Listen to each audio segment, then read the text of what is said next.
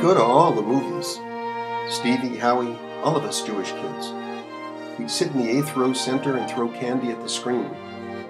But Essie, the manager's wife, had a big wooden stick, and she'd run down the aisle and poke us with it, and sometimes she'd make us leave. But we hated the love films and the newsreels. We liked the Tarzan movies the best and the westerns. The Durango Kid was our favorite cowboy. He always dressed in black. Stevie said that he once saw him riding down Main Street on a horse, and that he lived in our town in a secret cave. One day we were in Hebrew school, and Stevie said that he had just eaten some unkosher food, a ham and bacon sandwich with mayonnaise, and that he had changed, and that he had forgotten everything Jewish, and he could only think now of pork and barbecued spare ribs. Above our town was a cow pasture. We liked to play baseball up here, and one day we took up our bats and our gloves, but we didn't have real bases. But Matt Fiegel said we could burn some with matches. But soon the fire started to spread. We slapped it with our jackets, but that didn't work. So we ran yelling down the hill, and soon we could hear the fire sirens and smell the smoke. And when we got to the highway, we could see the red flames. We thought we'd be arrested, but some drunks got blamed. Sometimes we watched the high school boys. They would sit on the movie steps and tell dirty jokes. They'd even smoke cigarettes. One day, Old Man Fisk came over. He asked the boys if they gave a French girl a French kiss, where would they put their noses? And they all laughed, and we laughed too.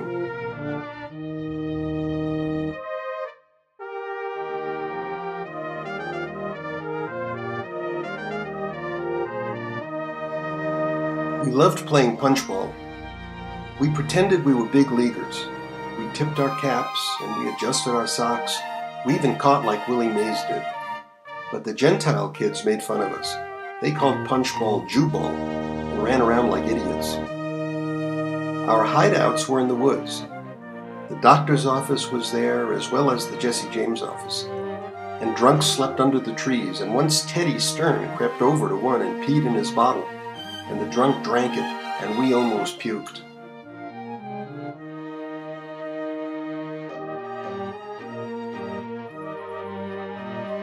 Mel's cousin came to town.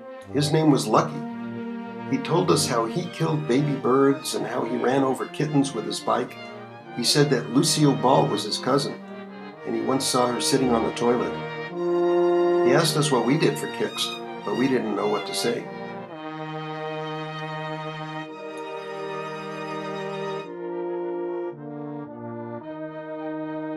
One day Stevie was home alone. Suddenly he had an idea. He would make an invention. So he took his mother's perfumes and put a drop of each one in a water glass. Then he added something else, tomato sauce. Then the glass began to wobble, and the glass began to shake, and a cloud rose out of the glass, and it swirled around the room, and then it shot toward the ceiling. And when it hit the ceiling, it exploded and broke apart, and there, in the air floating, were the letters of his name, Stevie.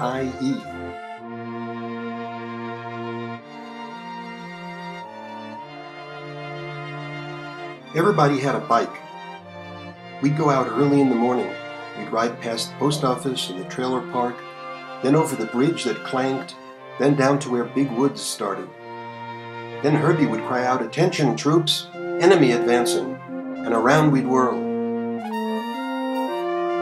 Freddie's uncle lived in the woods, but Freddie's father was worried, so he built him a shack and put in a telephone. But his uncle hated phones. And on that very first day, it rang real loud, and his uncle picked it up, and a Chinese voice said, "Sir, you're dry cleaning lady."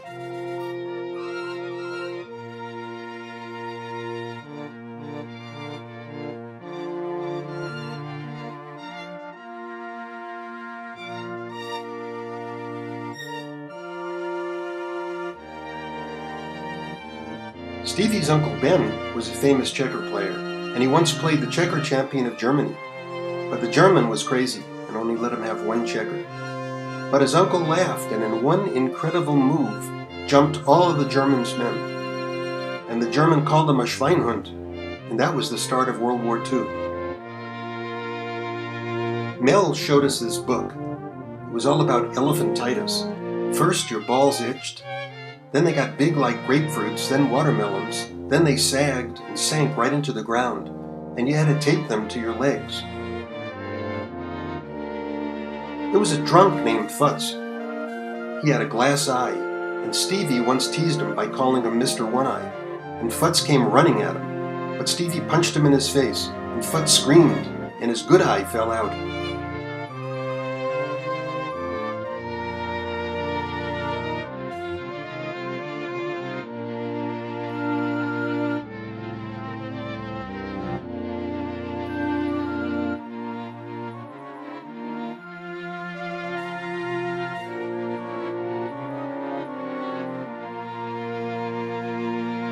Eli said that on the day of your bar mitzvah, the rabbi shows up, and he has on his skull cap and shawl, and he's carrying the Torah from the synagogue. Takes out a magnifying glass and a pair of tweezers.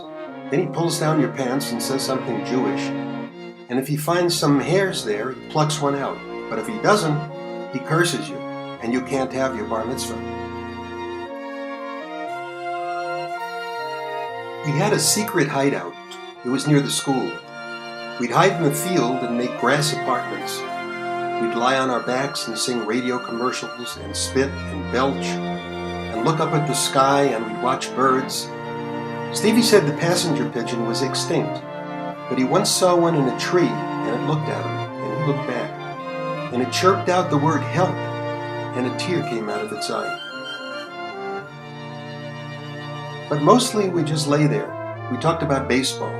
If Walter Johnson threw his fastest pitch and Babe Ruth smashed it, how far would it go? David said 3 miles.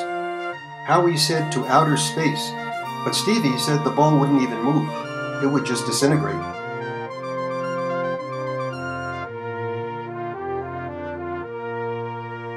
There used to be silent films. They had no sound in them. Actors would just move their mouths, but people hated it. They needed noise. So they began screaming and throwing candy at the screen, and that's why sound films were invented.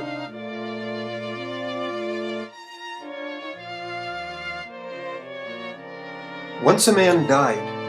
It was in New York City. He was walking under the Empire State Building, and a penny came flying down, and it landed right on his head, and it cut through his skull, and it split him in half.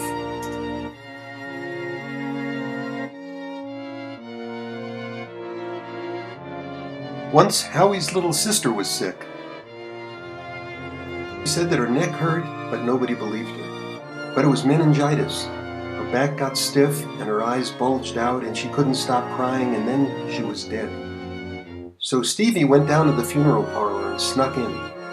And he crept up to her coffin and peeked inside, and he almost fainted. The real body wasn't there. It was just a store dummy, a wooden doll. But he finally did see her, he said. Or at least her ghost.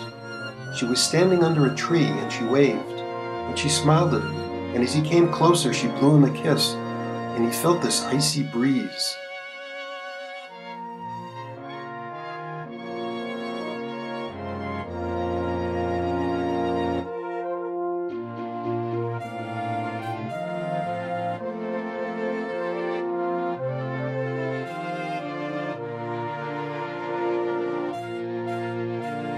Mordecai Brown was a famous pitcher. He was Jewish, but he had only 3 fingers, and nobody could hit him. He'd throw the ball real easy, but halfway down the ball would stop and then disappear. But he missed his fingers, so he got an operation for 2 new ones, and they were perfect. And he took his first windup and threw his first pitch, but everyone started to scream. His 2 new fingers were stuck to the ball.